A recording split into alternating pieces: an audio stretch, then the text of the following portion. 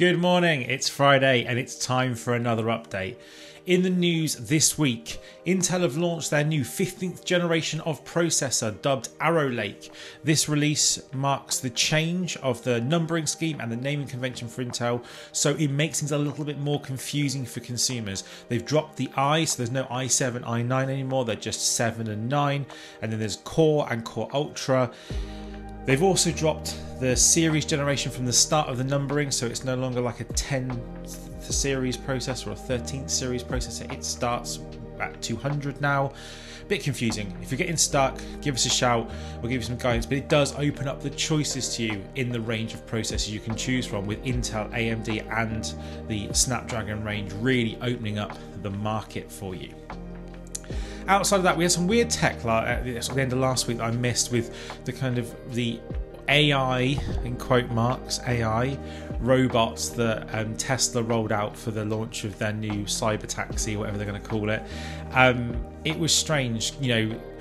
It kind of leans into everyone's fears about what AI is. It's things taking your jobs, it's robots taking over from you, and ultimately it looks like it was a bit of trickery really, and they were actually, you know, essentially empty shells being controlled by people, because you could tell there wasn't that large language model approach to the way they were responding. They were responding too much like a human, so much so that you probably were speaking to a human at the other end of a line.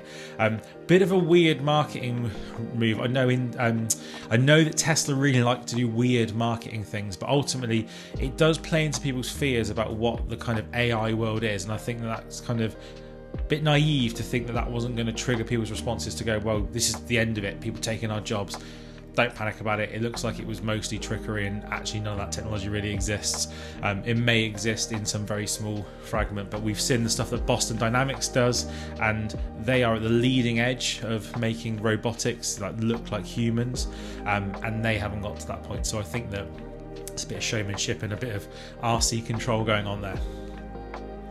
Now moving on to some Planet news. So we do have a jam-packed end to the year, right? So that starts with our Ruby AI webinar, which is on the 24th, so next Thursday. It's only an hour long, but between myself and Darko, we're going to show you some real use cases where we've already implemented Ruby AI and it's made a difference. And hopefully that will give you some real solace in how the approach works and the difference it can make. So join us. It's only going to be an hour of your time. It's going to be hugely beneficial. It's not going to be uber technical. We're going to be showing you the real world, what it can do. Then, moving into November, we have our final Microsoft workshops of the year, focusing on Azure Virtual Desktop and focusing on Copilot security and compliance. They are going to be a jam-packed technical workshop. They are very limited seats.